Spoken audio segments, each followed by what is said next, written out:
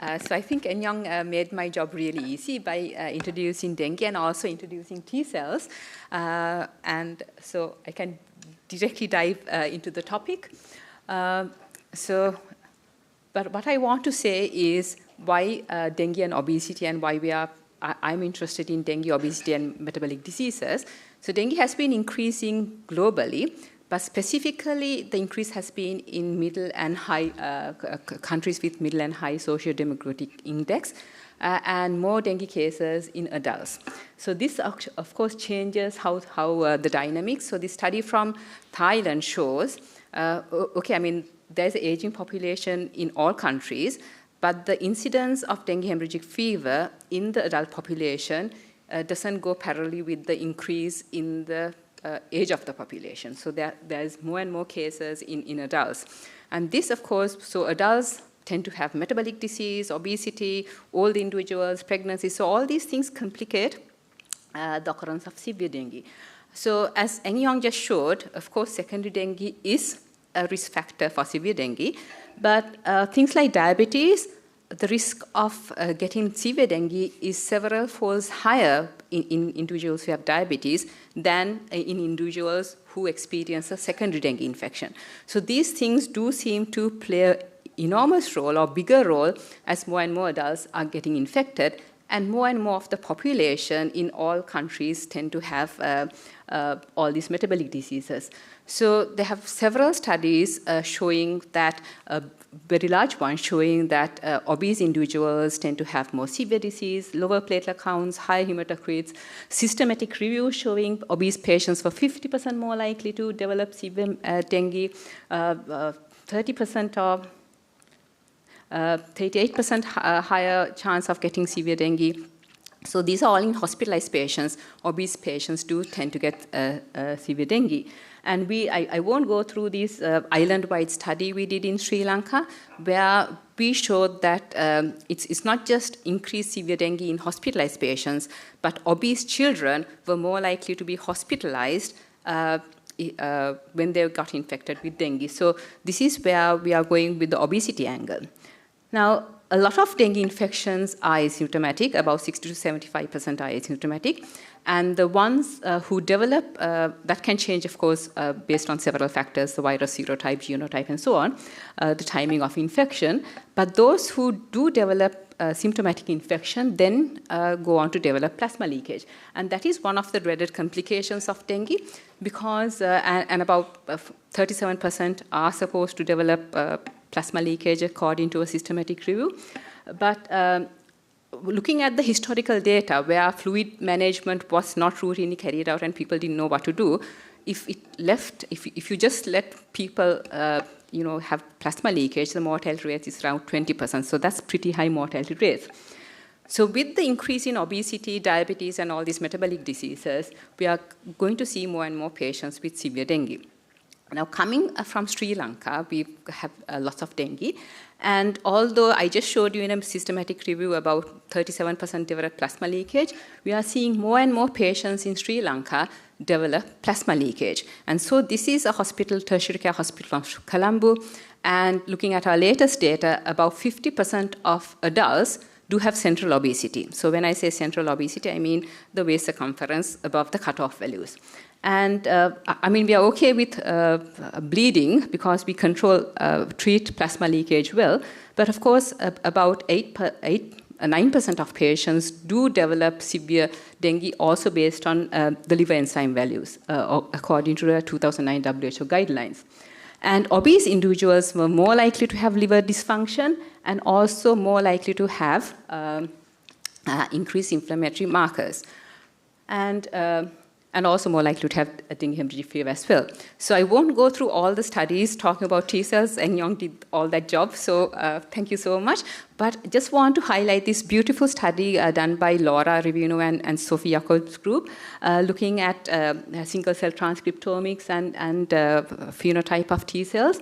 So the patients who develop severe dengue and non-severe dengue do form two different clusters, but also patients who have a healthy weight and obese patients and overweight patients also tend to form three different clusters in early illness.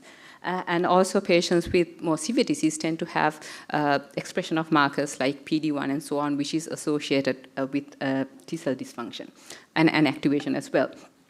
So what we wanted to do was further study the functional responses of these T cells.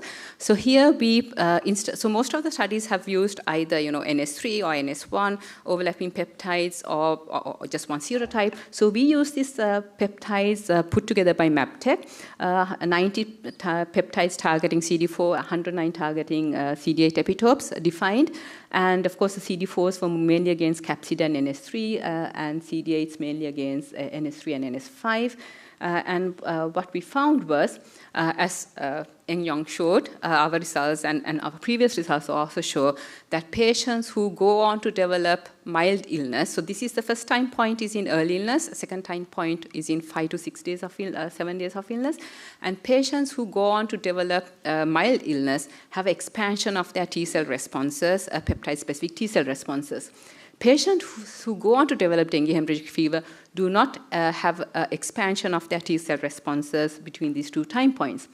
And when you look at obese individuals also, the lean individuals, of course, have a similarly expansion of their T-cell responses from time point 1 to 2, but this increase is not seen in obese individuals. So the obese individuals are unable to expand their T-cells because of maybe multiple reasons. Now, we also did a phenotypic analysis, and these are not antigen-specific T cells. This is just looking at the T cell phenotype in patients.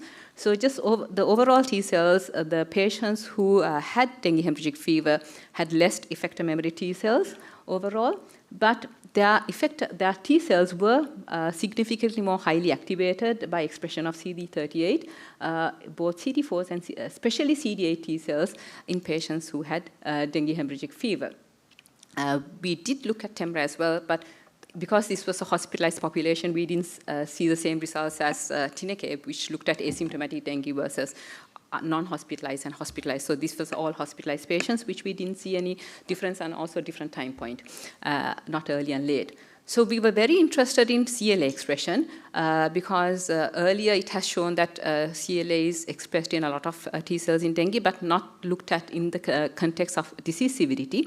So there was no difference in CLA expression in CD4 T cells, even when compared to healthies. But specifically in patients, in the CD8 T cells, there was a massive expansion of T cells which were expressing CLA. And over 90% of these CLA expressing memory T cells, effector memory T cells, were activated. So a lot of T cells seem to be going to the skin. These are not antigen specific, but because this is just looking at the overall T cell profile, but they are homing to the skin for some reason, either for looking at dengue antigens or specifics of some other antigen in the skin. We need to further look at that. But interestingly, what we saw also in obese patients also had a significant expansion of T cells, CD8 T cells, effector memory T cells, homing to the skin. Then we also looked at these co-stimuli markers, and in CD4s, the CD27 was downregulated, which we have and others have described earlier. But interestingly, the ICOS expressing CD4 T cells were expanded, and as Eng Yong said, we've also looked at follicular helper T cells, plasmablasts, which I'm not going to show. The follicular helper T cells and plasmablasts are significantly expanded in dengue hemorrhagic fever. Over time, there is a massive expansion, parallel with an increase in NS1 specific antibodies, envelope protein specific antibodies, and even neutralizing antibodies. So these plasmablast expansion is, and the follicular helper T cell expansion is seen parallelly in patients with severe disease, but not so much in patients with mild illness. We also saw the most significant thing was ICOS expression on CD8 T cells, which was very much higher in patients with DHF. So ICOS expression in CD8 T cells is associated with homing to tissues. So it further shows that a lot of the T cells are highly activated and homing to tissues in patients with dengue hemorrhagic fever. So whether these are pathogenic T cells or whether there's a higher viral load in tissues in dengue, because we're only looking at plasma viral load, we don't know what's happening in the tissues. So whether this is, you have so many activated T cells going into tissues and what they're doing, we don't know. And we also saw that in obese individuals. The final thing we looked at is CD127, which is IL-7 receptor. And this has been looked at in the context of HIV infection, but not so much in acute infection. And we did see that these CD127 expressing T cells were downregulated in dengue and also in obese patients, although I haven't put that graph up. So finally, we wanted to look at these adipokines, and we've looked at that because adipokines play a significant role, and there are significant differences in obese versus non-obese individuals. So adipokines like leptin are very pro-inflammatory. Adiponectin, on the other hand, is anti-inflammatory, and it's the balances that are important. And in one of our previous studies, we did see changes in adipokines in patients with varying disease severity at different time points. And we also showed that adiponectin levels were significantly and inversely correlated with the CRP and the liver enzymes. And in mouse models, adiponectin has shown to inhibit antigen-specific T cell responses in obese mice. So, and when we looked at how adiponectin levels associated with T cell expansion, so it's significantly correlated with in patients with dengue fever, but not in dengue hemorrhagic fever. So it seems to be having an opposing correlation. I don't know about the action because these are correlation studies. And also with T cell activation, it seemed to be having an opposing role in DHF versus DF, dengue fever. And also, the memory T cell expression of CD38 was again inversely correlated in dengue fever, but not dengue hemorrhagic fever. And finally, looking at ICOS expression on CD8 T cells, which are the CD8 T cells home into skin, it inversely correlated with ICOS expressing CD8 T cells. So to summarize, patients who develop dengue hemorrhagic fever have impaired expansion of CD4 and CD8 interferon gamma producing T cells, as well as obese patients. And the effector memory CD8 T cells were contracted in DHF, but the CD8 T cells, effector memory T cells expressing CLA and activated T cells were and ICOS expressing T cells were expanded. And so the CD4 T cells in obese patients had significant downregulation of both CD27 and CD127. While, of course, adiponectin seems to have varying functions in DF and DHF, which, I mean, we need to further dig deeper into that thing. So just to thank all my collaborators in my lab from Oxford and all the clinical collaborators and the funding agencies. Thank you.